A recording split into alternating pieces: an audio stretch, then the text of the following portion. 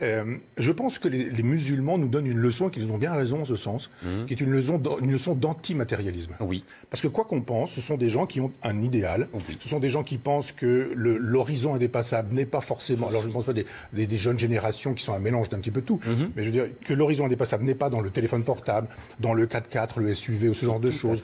Mais ce sont des gens qui ont une spiritualité, qui ont une éthique, qui ont une exigence morale, qui ont des valeurs, qui estiment que nous sommes honteux, nous, à envoyer nos personnes âgées dans des choses qu'on appelle même des EHPAD, qui sont des mouroirs, qui estiment que la sexualité avec n'importe qui, quand on veut, comme on veut, pour faire n'importe quoi, c'est pas forcément très honorable à l'endroit des femmes, etc. Donc je pense que c'est pas une affaire de frigidaire, c'est une affaire de dignité, parce que ces gens sont dans une morale de l'honneur et que nous avons perdu le sens de l'honneur.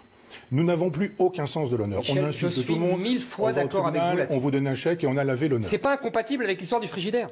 Mais il n'empêche que je suis tout à fait d'accord avec vous. C'est une revendication tout à fait spirituelle. d'accord. Les musulmans sont dans une revendication...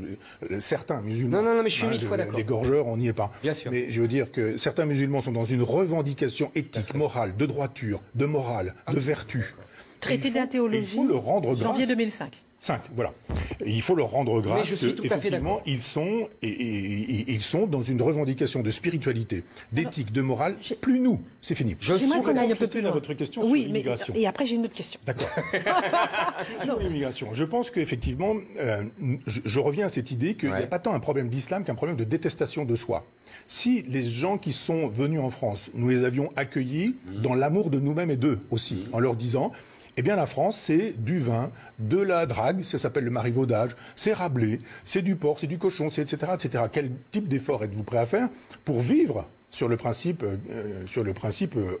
disons judéo-chrétien, sur le principe de notre civilisation? Ça n'a pas été fait. On a dit, vous prenez tout, vous prenez rien, et ils se sont dit, bah, nous on reste entre nous, on fait des communautés, on a notre éthique. Là, je ne parle pas des musulmans de banlieue qui sont un mélange d'islam, d'identité facile à prendre, de délinquance, de brutalité, parce que ça couche n'importe comment, ça boit de l'alcool, ça se drogue, etc. Et l'éthique chez ces gens-là, c'est pas vraiment leur premier souci. Et en même temps, ils ont une aspiration à l'éthique.